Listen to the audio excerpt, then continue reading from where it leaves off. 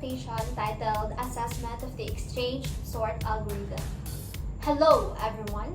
Today, we will be walking you through a panel project for data structures and algorithm. So the exchange sort algorithm, this includes a brief background, a walkthrough of the algorithm with code, a real-world simulation that shows how exchange sort can be used in a healthcare setting. The exchange sort algorithm is one of the simplest sorting techniques. Unlike bubble sort, which compares adjacent elements, exchange sort compares each element with every other element that comes from a third. This method is often used in educational settings because of its simplicity. However, it is also found practical use in small-scale systems, like scheduling a few patient appointments based on urgency. Now, let's talk about the time complexity of exchange sort.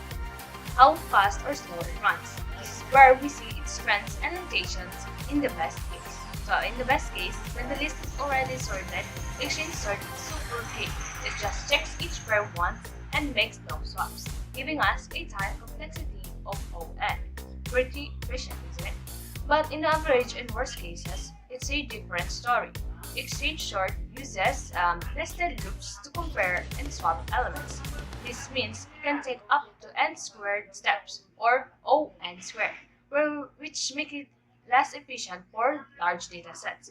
So while exchange sort is clear and reliable for small lists, it's not the fastest for big data. Alright, let's dive in the quick demo of how exchange sort works. Picture this. We have a list of numbers. We have 75, 90, 60, and 85. Our goal here is to sort them in ascending order using exchange sort. Let's break it down step by step. First, we start with the list 75, 90, 60, 85. Exchange sort compares each pair of numbers and swaps them if they're out of order. So let's go with step 1. Compare 75 and 90.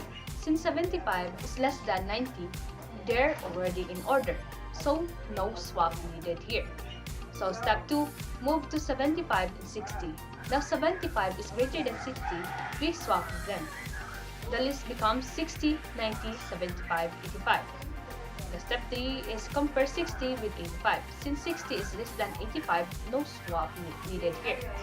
So for step 4, now we move on to the next number, 90, and compare it with the 75.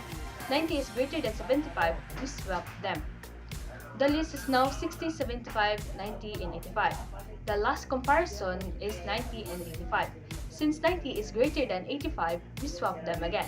And voila! Our list is now 60, 75, 85, 90, fully sorted. That's exchange sort in action.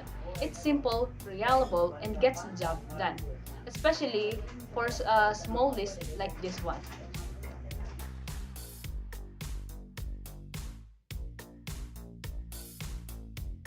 So this is our pseudo code. So for our order loop, we have for I from 0 to n minus 2, which means it picks the starting number in the list. So this is our inner loop. So for j, from I plus 1 to n minus 1 is it compares the starting number with numbers to its right. So now we're going to check if array I is greater than array j. So we need to swap the array I and array j. So we have an example here. So 93, 90, 60, and 85. So we're going to find the index 0, 1, 2, and 3. I is equals to 0. This is our index 0, 1, 2, 3.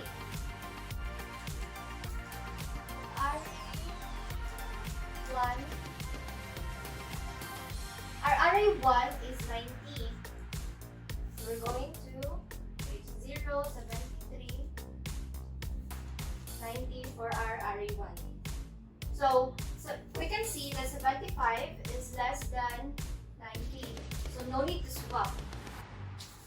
So now we're going to move on from array index 2 or array 2. So our index 2 is 16. So 73, 60, 73 is greater than 70. So now we need to swap the 73 and 60. So 60 will be put in left 0 and 73 will be put in index 2. So we already fixed, so we have 60, 90, and 60, 90, 73, 90, and 85. So now we're going to search our index 3. So our index 3 we have 85.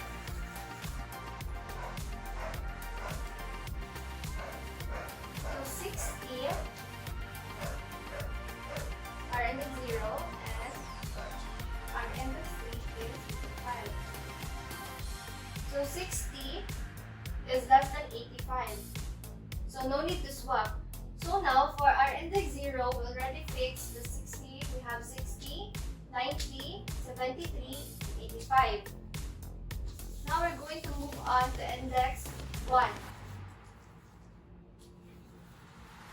Which is here. Now we're going to fix the index 1 because our index 0 is already sorted. So now we're going to find. So our index 1 is 90, that's 93. Our index 2 is 73, rather. Then our index 1, which is 90 and 70. Our 2, 73. So 90 is greater than 75. So we need to swap the 90 and 73. So now we have 73 and 70. So we're going to find the next. We're going to find the index 3. So our index 3 is 85. So 73 and 85. So we can see the 73 is less than 85, so no need to swap. So now in our index 1, we already fixed the 70, 60, 73, 90, and 85. And the process 1 is already fixed. So we have 73. So we have 60, 73, 90, and 85. So the process will continue until the array is all sorted.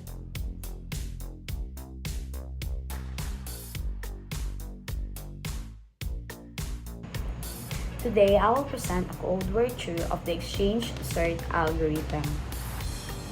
The initialize array method makes an array of 10 random numbers between 10 and 110. It's like picking 10 random weights times for patients. For example, it might create 45, 92, 23, 78, 15, 67, 34, 89, 56, 101. So these numbers will be shown as bars.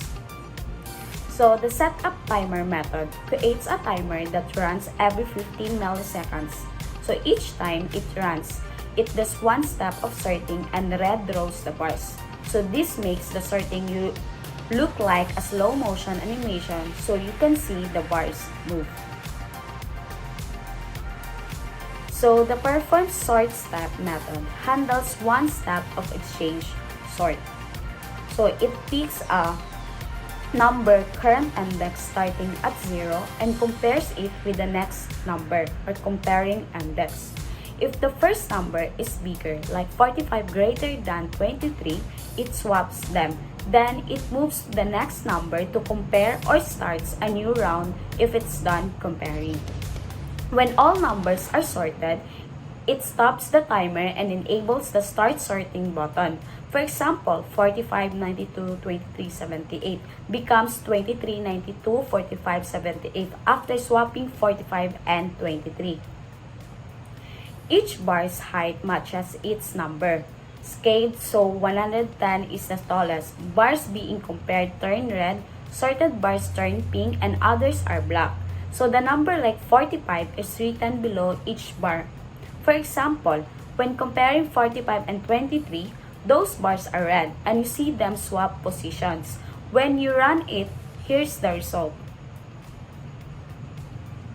When you run this code, a window pops up with 10 bars representing random numbers like 45, 92, 23, 78, 15, 67, 34, 89, 56, and 101. Click Start Sorting and the bars start moving. Red bars show which numbers are being compared and swapped. Slowly, the bar rearrange from the shortest to tallest like 15, 23, 34 to 101. When done, all bars turn pink showing the array is sorted. Click Reset Array to get a new random array and start over. This program makes exchange sort fun to watch, like seeing patients' wait times get organized from shortest to longest. It's great for learning how sorting works but is slow for big lists.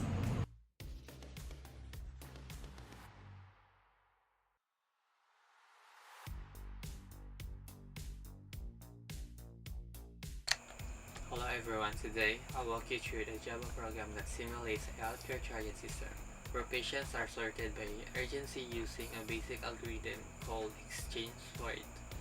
Let's start with the patient class. This is a simple class that represents each patient with 3 pieces of information. Name, the patient's name. Urgency, an integer score showing how serious their condition is. Time, their arrival time. The constructor sets these values when a new patient object is created. Next, this is the exchange sort by urgency method. This is a classic algorithm called exchange sort modified to sort patients by urgency in descending order. We use 2 nested loops to compare every patient with every other patient after them. If a patient with higher urgency is found later, we swap them. This pushes the most urgent patients to the top of the list. Inside the main method, we first create an array of 4 sample patients. Then we print list before sorting. Using a helper method called print patients, after sorting we print the list again and how the final treatment order. After sorting, the patient with the highest urgency score appears first. So if Bob has urgency of 90 and Charlie only has 60, Bob will be treated first. Even if Charlie arrived earlier, this reflects real triage logic where urgency matters more than arrival time. To summarize, this program simulates a patient's triage system using exchange sort. It's helped healthcare workers prioritize patients in small settings like clinics or ERs, while exchange sort isn't ideal for large data.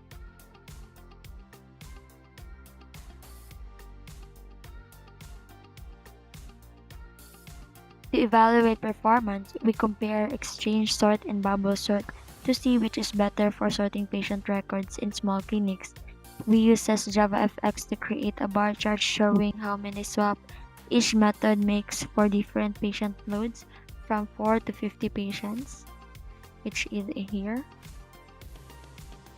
Then it also prints the time it takes in nanosecond for each method. This helps to measure how fast and efficient each algorithm is. For the result, here is the bar graph and the swaps. From this output, the bar chart, we can see that the bubble sort makes more swaps. As you can see. Especially if the number of patients is higher or it increases.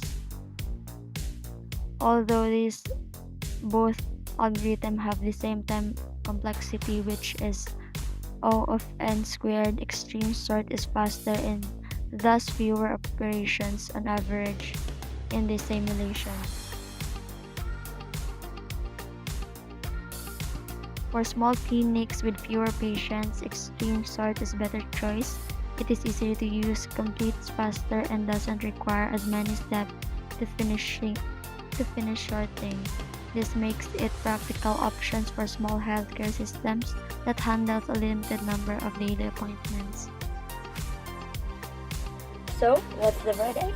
Exchange sort is simple, reliable, and easy to understand. perfect for small clinics or systems with fewer records. But it struggles with larger datasets. It's not built for real-time or high-volume systems. Compared to merge sort or quick sort, it's slower. But for basic, low-stake tasks, it does the job well. In conclusion, exchange sort may not be the fastest, but for small systems where clarity and correctness matter, it's a great fit. It's easy to code, debug, and adapt to real-world needs like the patient scheduler we just built. Thank you for watching this presentation. This has been our assessment in exchange sort algorithm.